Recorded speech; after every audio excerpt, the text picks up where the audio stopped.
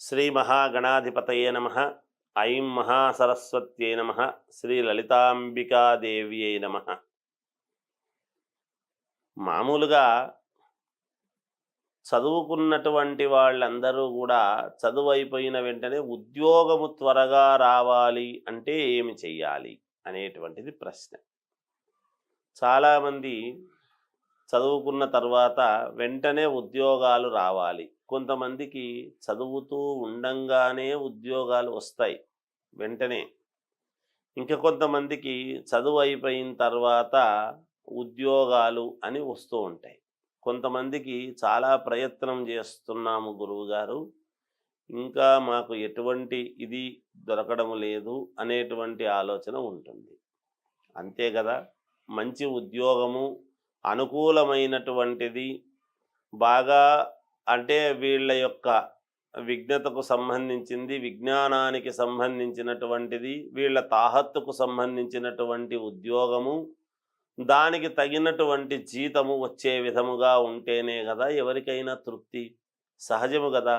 ఇంట్లో తల్లిదండ్రులను ఆదుకోవాలి, అలాగే ఇంట్లో పెద్దవాళ్లకు ఇంటి సంసార బాధ్యతలు, తండ్రికి చేదోడు వాదోడుగా ఉండాలి అనేటువంటి తపనతో యువత చాలా వరకు సతమతమవుతూ ఉంటారు. మనము అందరినీ యువతకు బాధ్యత లేదు, వీడు సరిగా పట్టించుకోవటం లేదు ఇంటిని, వీడు ఉద్యోగానికి వెళ్ళటము లేదు అని అనేక రకాలుగా ఇంట్లో అంటూ ఉంటారు. సహజం. కానీ ఎవరికైనా బుద్ధి కర్మానుసారిణి అని, బుద్ధి అనేటువంటిది పుట్టించాలి. కర్మ వలన అది జరుగుతుంది. అందువల్ల వాళ్ళ తప్పులేమీ ఉండవు.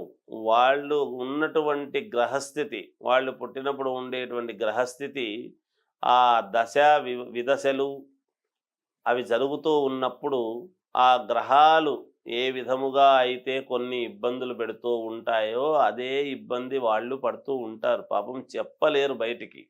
యువత వాళ్ళు ఎంతో ప్రయత్నం చేస్తూ ఉంటారు, కానీ అక్కడికి వెళ్ళాక ఎంతో ఆశగా వెళతారు. నాకు ఈ ఉద్యోగం వస్తుంది, నేను దీనికి అర్హుడను, ఎంతోమంది ఉండినా నేను దీన్ని ఎలాగైనా సరే నేను దీన్ని పొందగలను, పొందాలి, కావాలి అనేటువంటి ఆశతోనే వెళతారు పాపం యువత. వాళ్ళేమీ రాకూడదు అనే అభిప్రాయంతో ఉండరు కదా. వెళ్ళినా అక్కడ చెప్పి అన్నీ చేసినా ఎక్కడో చిన్న దీంట్లో తప్పోయి ఆ రౌండ్స్లో ఏదో మేము ఫెయిల్ అయ్యాము అని బాధపడుతూ ఉంటారు. అది తల్లిదండ్రులతో చెప్పుకోలేక, ఎన్నిసార్లు ఉద్యోగానికి పోయినా రాలేదు అని బాధపడలేక లోపల చాలా మదన పడుతూ ఉంటారు. అలాంటి యువత చాలామంది ఉన్నారు పాపం. వాళ్ళ తప్పు కాదు, ఆ గ్రహస్థితుల యొక్క ఇది. వాళ్ళది కూడా ఒక్కసారి జాతకము చూసుకొని ఎందుకు, ఏమిటి, ఏమి చేస్తే ఉద్యోగము వస్తుంది, అసలు ఉద్యోగము రావటానికి రాకుండా పోవటానికి ఎక్కడ అడ్డంకి, జాతకములో మన లోపం ఏమిటి, ముందు మనల్ని మనము ఏమిటో తెలుసుకుంటే అప్పుడు మనకు రావాల్సింది ఏమిటి అని ఆలోచన. అందువలన ఒక్కసారి వ్యక్తిగత జాతకాన్ని పరిశీలించుకుంటే మేలు జరుగుతుంది గాక. దాన్ని ఒక్కసారి పరిశీలన చేసి దానికి తగిన విధముగా పరిహారము అనేటువంటిది చేసుకోగలిగితే మంచిది. అంటే మేము చాలా చేయించాము గురువుగారు, ఇప్పటికే చాలా డబ్బు పోగొట్టుకున్నాము.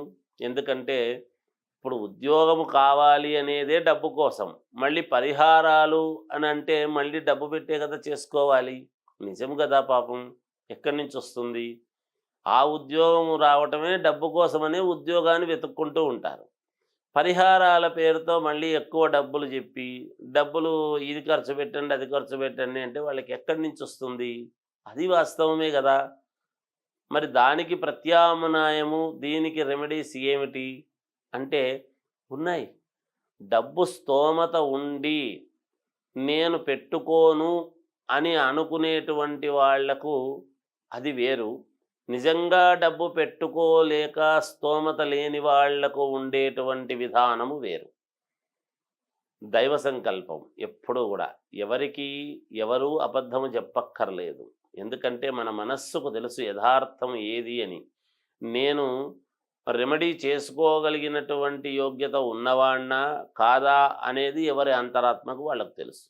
అయితే ఎవరైనా కావచ్చు, ఎటువంటి వాళ్ళైనా కావచ్చు, మనకు ఉద్యోగము కావాలి అని అనుకునేటువంటి వాళ్లకు ఒక రెమెడీ ఉన్నది.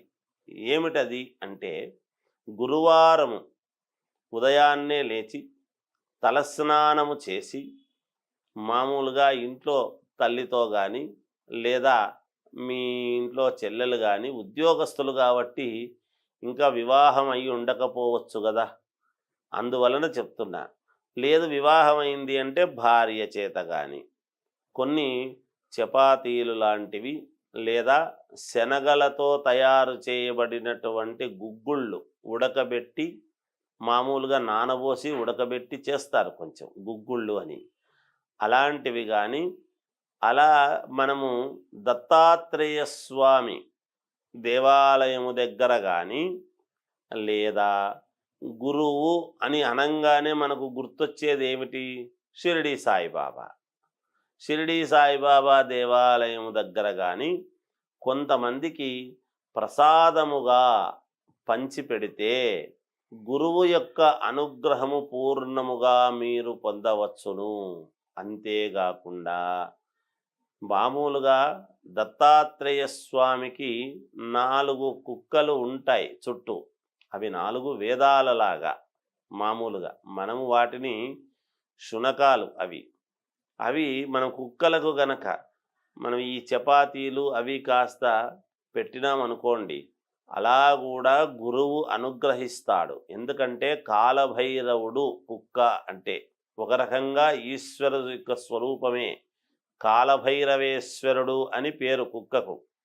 అందుకని మనము తక్కువ చూపుతో చూస్తూ ఉంటాము, కానీ ప్రతి కుక్క కాలభైరవుడు కదా ఈశ్వరుడు కదా అని మనం నమస్కారం చేసుకోవడం కాదు, మనము అలా చూడాలని భావన చెప్తున్నాను అంతే.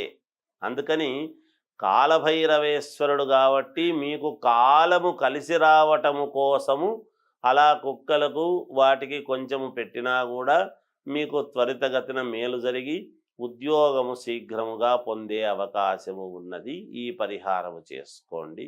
జయోస్తు.